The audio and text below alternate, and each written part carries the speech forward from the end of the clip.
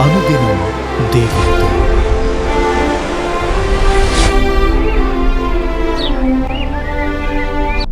Praise the lord. అనుదినం దేవునితోనే కార్యక్రమాన్ని చూస్తున్న మీ అందరికీ మన ప్రభు అయిన రక్షకుడైన యేసుక్రీస్తు ఘనమైన నామంలో వందనాలు. ఈ ఉదయకాలం దేవుని వాక్యం చూసుకున్నాం. అపోస్తుల కార్యములు 24వ అధ్యాయం 16వ వచనం. దేవుని ఎడలను మనుషుల ఎడలను ఎల్లప్పుడూ నా మనసాక్షి నిర్దోషమైనదిగా ఉండునట్లు అభ్యాసం చేసుకొనుచున్నాను. ఇక్కడ అపోస్తుడైనటువంటి పౌలు గారు దేవుని ఎదుట మనుషుల ఎదుట మనసాక్షిని నిర్దోషమైనదిగా ఉండేటట్లు చూసుకోవాలి అనే దాని గురించి చెప్తున్నాడు. ఒక క్రైస్తవుడు ఎప్పుడూ తన మనసాక్షిని కంటికి రెప్పలా కాపాడుకోవాలి. నువ్వు దేవుని సన్నిధిలో మోకరించినప్పుడు ఏ విషయాల్లో నీ మనసాక్షి నీ మీద దోషారోపణ చేస్తుందో వాటిని వెంటనే సరి చేసుకోవాలి. అప్పుడే నువ్వు నిందారహితునిగా ఉండగలవు. శుద్ధ హృదయము మంచి మనసాక్షి కలిగిన వారు చేసే ప్రార్థనలకు దేవుడు తప్పకుండా జవాబిస్తాడు. అలాంటి వారిని దేవుడు ఉన్నతమైన స్థితిలో ఉంచుతాడు. ఒక వ్యక్తి ఉన్నతమైన స్థితిలో ఉండడానికి అతని హృదయ స్థితి కారణం. ఒక వ్యక్తి గౌరవించబడడానికి అతని వ్యక్తిత్వం కారణం. అమెరికా దేశాధ్యక్షుడు అయినటువంటి అబ్రహాం లింకన్, ఆయన జీవితాన్ని కనుక మనం గమనించి చూస్తే, అబ్రహాం లింకన్ పేదవాడు, కష్టపడి చదివి రకరకాల ఉద్యోగాలు చేశాడు. ఫామ్ వర్క్ చేశాడు, రైతు పని. ఆ తర్వాత దుకాణంలో పనిచేశాడు, పోస్ట్ మాస్టర్గా పనిచేశాడు, భూములు కొలిచే సర్వేయర్గా పనిచేశాడు, స్వయంగా చదివి న్యాయవాది అయ్యాడు, విజయవంతంగా న్యాయవృత్తి చేశాడు. ఆ తర్వాత రాజకీయాల్లోకి వచ్చి రాష్ట్ర శాసనసభ సభ్యుడిగా, ఆపై అమెరికా కాంగ్రెస్ సభ్యునిగా పనిచేశాడు. అమెరికా దేశాధ్యక్షుడు అయ్యాడు. ఒక వ్యక్తి హృదయ స్థితిని బట్టి అతని జీవితం ఉంటుంది. ఆయన గుణ లక్షణాలు ఆయనను గొప్ప స్థితిలో ఉంచాయి. ఆయనను నిజాయితీపరుడు అనేవాడు. ఆయన వినయంగా ఉండేవాడు. ఉన్నత పదవికి చేరినా కూడా సాధారణ ప్రజలతో స్నేహపూర్వకంగా ఉండేవాడు. కష్టపడే స్వభావం అతనిలో ఉండేది. పేద కుటుంబం నుంచి వచ్చి స్వయం కృషితో చదువుకొని న్యాయవాదిగా ఎదిగాడు. ఆయనలో కరుణ, దయ మెండుగా కనపడేది. ఇతరుల బాధలను అర్థం చేసుకుని వారికి సహాయం చేయడానికి ప్రయత్నించేవాడు. ఎంతో ధైర్యం గలవాడు. అమెరికా అంతర్యుద్ధం, సివిల్ వార్ అప్పుడు ఎంతో ధైర్యంగా కష్టాలు ఎదుర్కొంటూ దేశాన్ని నడిపించాడు. ఎంతో సహనం గలవాడు. ఎన్ని విమర్శలు వచ్చినా, తనపై వచ్చినా ఎంతో ఓపికతో ఆలోచించి నిర్ణయాలు తీసుకునేవాడు. బానిసత్వ నిర్మూలన కోసం కీలకమైనటువంటి నిర్ణయాలు తీసుకున్న మంచి నాయకుడు. అంత గొప్ప నాయకుడుగా అబ్రహాం లింకన్ ఎదగడానికి గల కారణం అతని వ్యక్తిత్వం. అబ్రహాం లింకన్ తన మనసాక్షిని కంటికి రెప్పలా కాపాడుకునేవాడు. దేశాధ్యక్షుడు, అమెరికా దేశాధ్యక్షుడు కాకముందు అబ్రహాం గారు ఒకరోజు తన పని ముగించుకొని చీకటి పడే సమయం అవుతుంది కాబట్టి త్వరగా ఇల్లు చేరుకోవాలి అని త్వరగా నడుస్తున్నాడు. ఒక వీధి మలుపు దగ్గర ఒక పేద మహిళ, బాబు కొంచెం సహాయం చేయండి, ఆకలితో ఉన్నాను అని అడిగితే తన జేబులోని 2 నాణాలలో ఒకదాన్ని ఇచ్చాడు. ఆమె సంతోషించడం చూసి తృప్తిగా ముందుకు కదిలాడు. 4 కిలోమీటర్లు నడిచిన తర్వాత ఇల్లు వచ్చింది. దీపపు వెలుగులో తన జేబులో ఉన్నటువంటి ఆ ఒక్క నాణ్యాన్ని చూసి తన పొరపాటు తెలుసుకున్నాడు. ఎందుకంటే మధ్యాహ్నమే చూసుకున్నాడు, తన దగ్గర ఉన్నటువంటి 2 నాణ్యాల్లో ఒకటి చెల్లనిది. సాయంత్రం చీకటి పడుతున్న సమయంలో ఆ సంగతి మర్చిపోయి చెల్లని నాణ్యాన్ని ముసలి భిక్షగత్తెకు ఇచ్చాడు. ఎంత పొరపాటు చేశాను అనుకుని ఆమె దగ్గరికి తిరిగి వెళ్ళి మంచి నాణ్యాన్ని ఇచ్చి క్షమాపణ చెప్పి చెల్లని నాణ్యాన్ని తిరిగి తీసుకోవాలి అనుకున్నాడు. ఇంతలో మబ్బులు కమ్మి వర్షం పడే సూచనలు కనిపించాయి. అయినా సరే లింకన్ బయలుదేరాడు. వర్షానికి తాను తడవకుండా ఉండాలి అని ఆయన కోరుకోలేదు.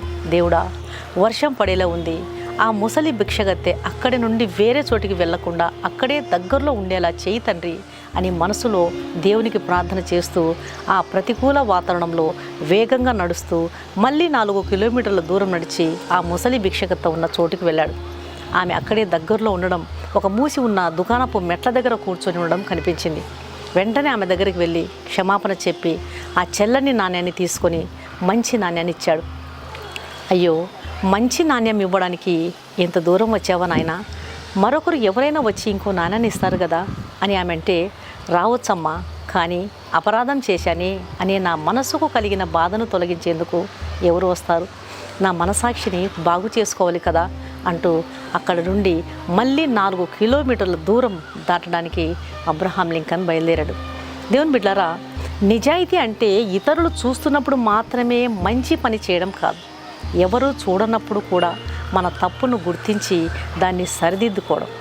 అబ్రహాం లింకన్ గొప్పవాడిగా మారడానికి గల కారణం ఆయన చేసినటువంటి దానం కాదు, తన పొరపాటును ఒప్పుకొని దాన్ని సరిచేసుకోవడానికి 8 కిలోమీటర్ల దూరం నడవడానికి కూడా వెనుకాడకుండా పోవడం మనిషి గొప్పతనం. ఒక మనిషి గొప్పతనము అతని సంపదలో కాదు, అతని మనసాక్షిని సరిచేసుకొని నిజాయితీగా జీవించే దానిలో ఉంటుంది. ఎవరు అడగకపోయినా, ఎవరు తెలుసుకోకపోయినా మన తప్పును సరిదిద్దుకునే ధైర్యం నిజమైన గొప్పదనం. అలాంటి వారి పక్షాన దేవుడు ఎప్పుడూ నిలబడతాడు. అందుకొరకే పౌలు గారు అంటున్నారు, దేవుని ఎడలను మనుషుల ఎడలను ఎల్లప్పుడూ నా మనసాక్షి నిర్దోషమైనదిగా ఉండునట్లు అభ్యాసము చేసుకొనుచున్నాను. మన మనసాక్షి మన మీద దోషారోపణ చేయకుండా నిర్దోషంగా ఉండునట్లు ప్రభు మనకు కృప చూపునుగాక. కళ్ళు మూసుకోండి, ప్రార్థన చేసుకున్నాం. పరిశుద్ధుడైన తండ్రి, ప్రేమగల నాయన, నీకు స్తోత్రాలు ప్రభువా. ఉదయకాల సమయంలో నాయన మీరు ఇచ్చినటువంటి శ్రేష్టమైనటువంటి వాక్యాన్ని బట్టి నీకు వందనాలు నాయన. మనుషుల ఎదుటను దేవుని ఎదుటను మా మనసాక్షిని నిర్దోషమైనదిగా ఉన్నట్లు చూసుకోవాలి, అభ్యాసం చేసుకుంటున్నా అంటున్నాడు మీ దాసుడు పౌలు గారు. అవును నాయన, ఎదుటివారు మా గురించి బాధపడుతున్నారా, దుఃఖపడుతున్నారా, ఏ విషయంలో మేము మోకరించి ప్రార్థిస్తున్నప్పుడు మా మనసాక్షి మా మీద దోషారోపణ చేస్తుందో వాటన్నిటిని కూడా మేము సరి చేసుకోవాలి. మనుషుల దగ్గర సరి చేసుకోవాలి, నీ దగ్గర సరి చేసుకోవాలి.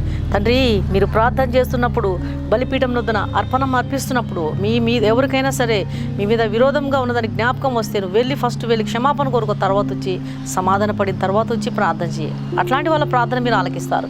అలాంటి వారి ప్రార్థన మీరు దృష్టి ఉంచుతాను, జవాబిస్తానంటున్నారు నాయన. కాబట్టి మన సాక్షిని సరిచూసుకోకుండా మేము చేసేటువంటి ప్రార్థనలకు ఏమాత్రం విలువ ఉండదని మీరు వాక్యం ద్వారా సెలచేస్తున్నారు. అబ్రహాం లింకన్ ఎంత గొప్ప దేశాధ్యక్షుడు అయిపోయినాడు. కారణం అతనిలో ఉన్నటువంటి సుగుణాలు. ఒక మనిషి జీవితంలో ఉన్నతమైన స్థితిలో ఉంచడానికి ఇవన్నీ మీరు దృష్టి ఇచ్చి చూస్తారు. నా ప్రియమైన ప్రభు, ఒక మనిషి హృదయ స్థితిని బట్టి అతని జీవితం ఉంటుందని ఈరోజు మీ వాక్యం ద్వారా తెలుసుకున్నాం.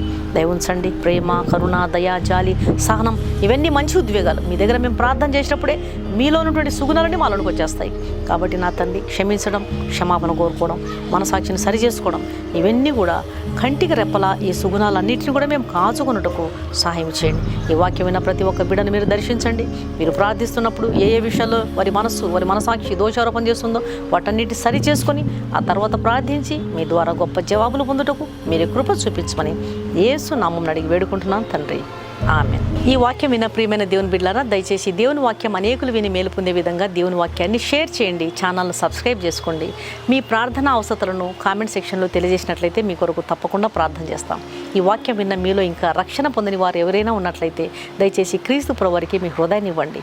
నశించు దాన్ని వెదక రక్షించడానికి క్రీస్తు ప్రభువారు ఈ లోకానికి వచ్చాడు. పాపము వలన మనిషికి వచ్చే జీతం మరణం. ఆ నరక వేదన నుంచి నిన్ను తప్పించడానికి కలువరి శిలువలో ఆయన బలియాగం అయిపోయినాడు. ఆయన రక్తంలో కడుగుబడితేనే ఒక పాపికి రక్షణ, నిరీక్షణ, పాప క్షమాపణ దొరుకుతుంది. కాబట్టి ఆయన ఇచ్చే ఉచితమైన రక్షణను స్వీకరించండి. ఆయన ఆహ్వానాన్ని తృణీకరించవద్దండి. ప్రభు మీ ఆత్మను రక్షించును గాక. God bless you.